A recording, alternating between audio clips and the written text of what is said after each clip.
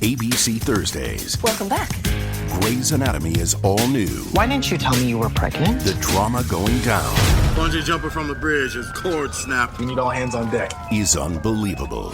You think you're God's gift to this hospital? You're just another doctor. My relationship with Catherine is complicated. I'm gonna sue you. Your lawyers know where to find me. You're unbelievable. Grey's Anatomy. All new Thursdays, 10/9 Central on ABC and stream on Hulu. This episode is brought to you by Atlassian. Atlassian makes the team collaboration software that powers enterprise businesses around the world, including over 80% of the Fortune 500. With Atlassian's AI-powered software like Jira, Confluence, and Loom, you'll have more time to do the work that matters. In fact, Atlassian customers experience a 25% reduction in project duration per year. Unleash the potential of your team at Atlassian.com. Atlassian. Hey guys, welcome to this week's podcast episode. I'm really excited about today's guest, Ethan Turner. He's an executive employee leadership expert, so we'll find out what all of that means, but he's going to talk about employee engagement, disengagement, career success. He's got a really interesting story. So Steve, welcome. Thank you very much. Glad to be here. Yeah. Hope you're having a good day. Yeah. Tell people your backstory, how you got started, and we'll get right into it. Sure. My business career started when I was 20 years old. And I was on the management team there for 34 years. And I got started, I was a sophomore in college. And so when I got an opportunity to be a supervisor early while I was still going to school, which was interesting. But I learned something quickly when I first got started, because at the ripe old age of 20, nobody in their 20s wants to report to somebody that's only 20. And most of the people that I had on my team were older than I was. So I had to deal with this right off the bat. And my first day, I had my first challenge. But I decided that I would just simply treat them the way that I'd like to be treated. It worked on day one, and it's worked every day for the last 45 years. So that's how I got started. I went to college, finished college, went full-time management at UPS. And again, as I said before, was there for 34 years. I spent 5 years in Europe during UPS's initial international expansion. I was blessed to be able to work in 11 different countries while I was over there. And I was a finance director of all the small countries. So I had all the Scandinavian countries, Austria, Belgium, the Netherlands, Greece, Turkey, and Ireland. And after all of that, when I got back to the States, I went to the technology group to build financial systems that UPS uses worldwide. I left UPS in an early retirement, went into coaching, and I realized something very valuable. That while I was in Europe, I learned that cultures vary, but hearts do not. So people are basically the same all over. If you treat them right, they'll follow you. If you abuse them, they may obey you, but they won't be following very willingly. And then you get a whole other story of one of the long-lasting issues in the business world when it comes to employee management relationships. One more significant thing. This is an organization that, though you won't find it in writing anywhere, is basically if you do well, you're left alone. And I was left alone for 34 years. And so the way I learned to lead people came as a result of having the opportunity to basically treat people correctly and then adjust to the different conditions along the way and all that cool stuff. But that's a really quick synopsis of my life. Right now, I've got the coaching business going. My wife's got an online legging store. So we're in the entrepreneurial space now.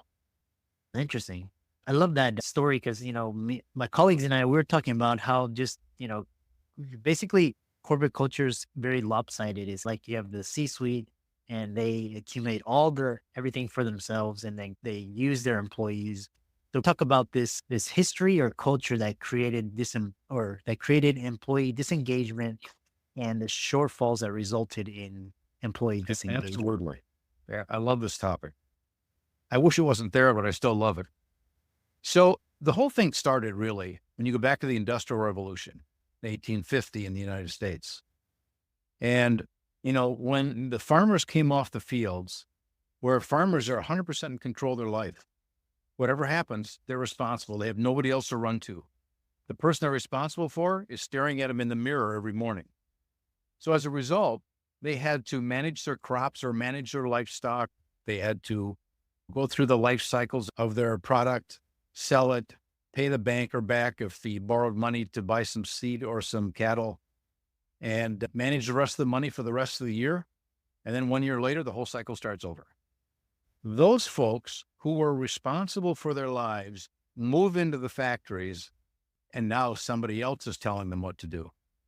And instead of getting paid once or twice a year, they're getting paid once or twice a week, or once or every 1 or 2 weeks. And it changes the whole mindset about managing money. So when you get to the topic of living paycheck to paycheck, farmers did the same thing. They just had a whole big cycle to deal with. When you start getting paid as often as we are today, then the paycheck to paycheck period just gets shorter and shorter. Anyway, as a result of management people back then and continuing today, unfortunately, tend to run business based on numbers, and they forget about the fact that it's people that do the work. And you can see the first impact of that 6 years later in 1856, when the first labor union showed up. So right there, you've got the employees saying, hold on, I want to have an impact on my life. So that's what happened. And then in 1895, we had a gentleman named Frederick Winslow Taylor, who was recognized as business's first industrial engineer. And nothing wrong with industrial engineers. They're great people. UPS has a tremendous department of IE people. But his focus was so much on numbers, it became the standard. So everybody managed based on numbers and just kept demanding results. Okay, that doesn't help too much when it's people that do the work. So now businesses grow. You've got the C-suite doing exactly what you said. They establish business plans. Let me be clear about one thing. There's nothing wrong with numbers. Numbers tell you if you're successful or lack thereof. So when business leaders, CEOs, C-suite, and all those folks up there make business decisions for the year, the business plan for the year, let's say, revenue targets, cost targets, profit targets, service levels, and all those good things, that number message starts at the top, flows through the organization, gets down to the person that has one of the hardest jobs in a business. That's the frontline supervisor, because that person has to take the number message, translate it into an inspirational message to motivate his team to want to do the work. Because we are only as successful as those folks on the street. And unfortunately, they're not trained to do that. I was never trained to do that. I'd never heard of anybody ever being trained for it, apart from what we do. So right there, you've got a built-in spot for failure. And now employees become disengaged. It's interesting. I was on a webinar this morning that I gave to another organization. And one of the topics I talked about, it's the same thing here, obviously. You get small business get started. It's the owner and a handful of people. Everything's rosy. The business starts to grow. Someplace between everything's rosy on this side to the next statistic, which is 85% of employees are not fully engaged in their work, which comes as a result of the management procedures and processes that are used to lead employees, and they don't know how to lead. So now they're managing instead of leading. So somewhere between the rosy stuff and the not so good stuff on the other side, what in the world happened? And it really comes down to the fact that we don't treat employees as individuals that are they're very interested in their own development as well as doing a good job for business. So if leaders simply take the approach of treating people as people, have conversations with each one to determine what their personal goals are, and then include that in the process of leading the business, they will follow. I've done it for 45 years. There's no question here. And it's just a whole lot more fun, not to mention getting results. So that's a long question. Yeah. And what's interesting is you have compounding what you have, and you have information, you have technology, you have AI, and then you have growing distrust in institutions and people in leadership positions, and kind of people believing that the system is rigged and they can't. And then on top of that, you have COVID, where you saw the response from how the government handled that, and you have this recipe for disaster. So talk about this.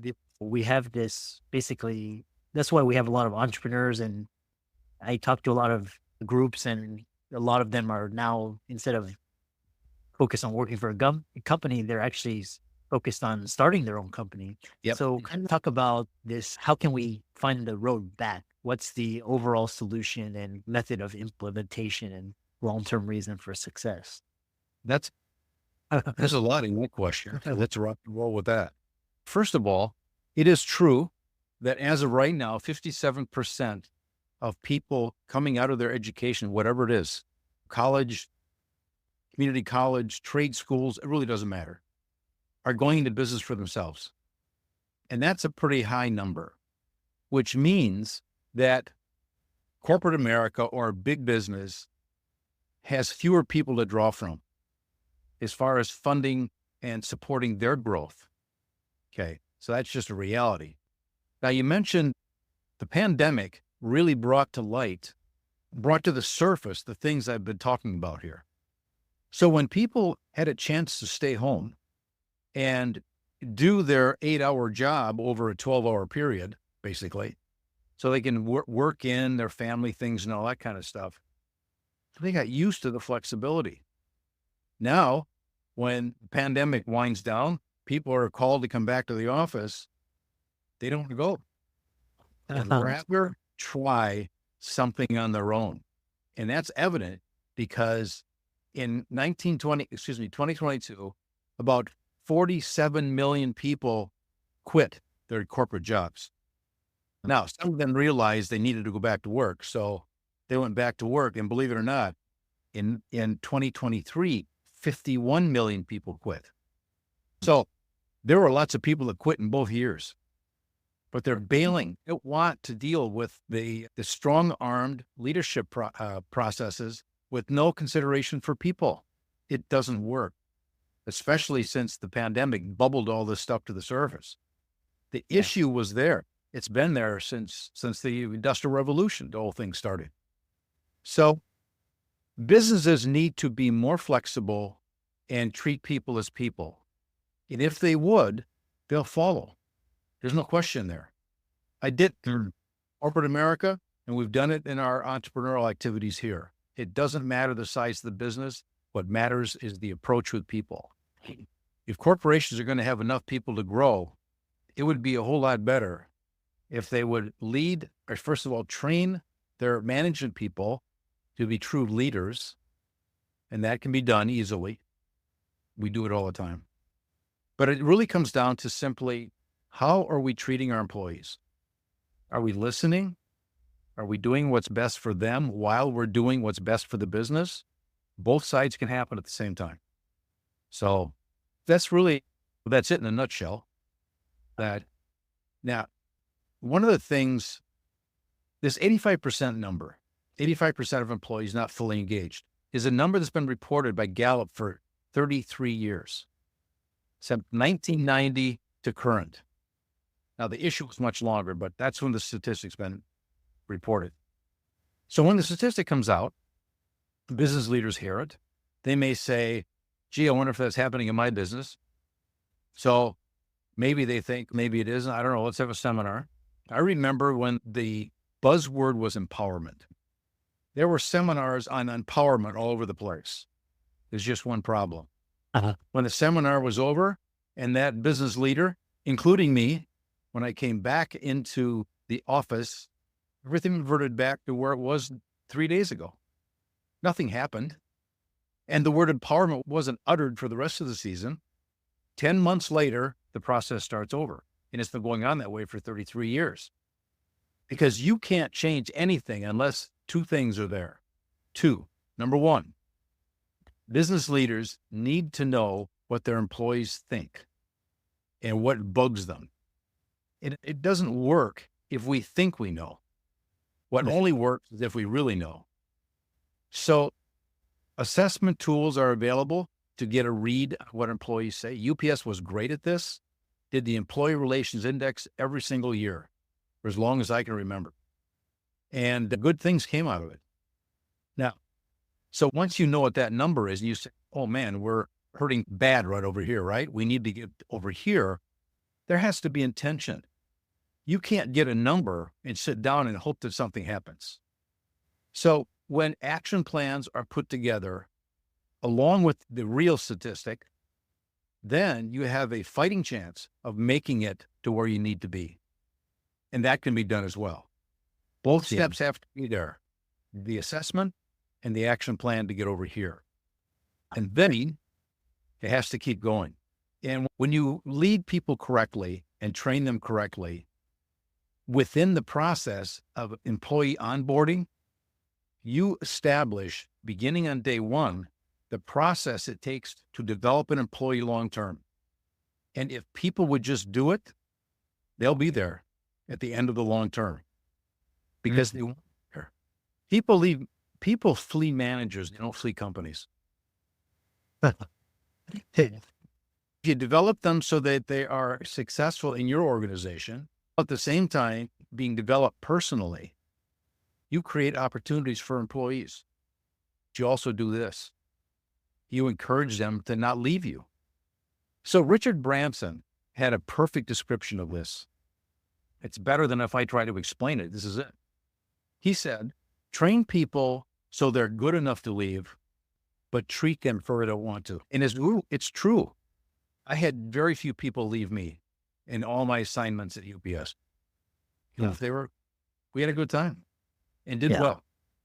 Yeah, and I know UPS, man, they have the drivers. There was an article. They treat the drivers really well. It's like a really good benefits package, and it's actually quite interesting because there was a report there were UPS drivers make a better living than doctors, which was very eye-opening. And just because doctors, they start out 10, 20 years behind because they have to do all this training and they're in debt. Yeah. But then UPS drivers, like you start out, you have good salary, you have good management and good benefits, and you actually come out farther ahead.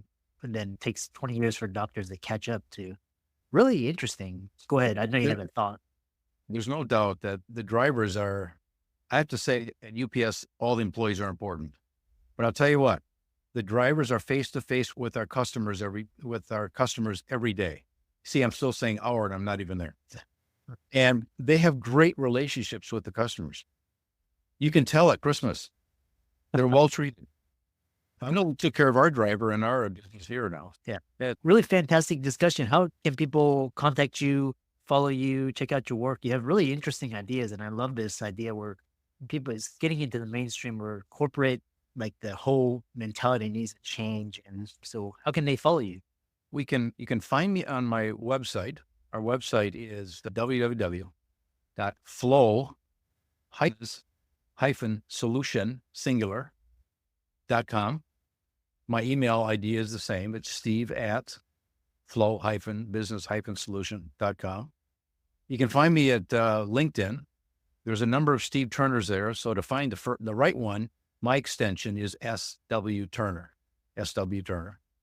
Our phone number, our office phone number is 267-753-5568. I do know where I work. So it's 267-753-5568. And you can also contact us off the website as well.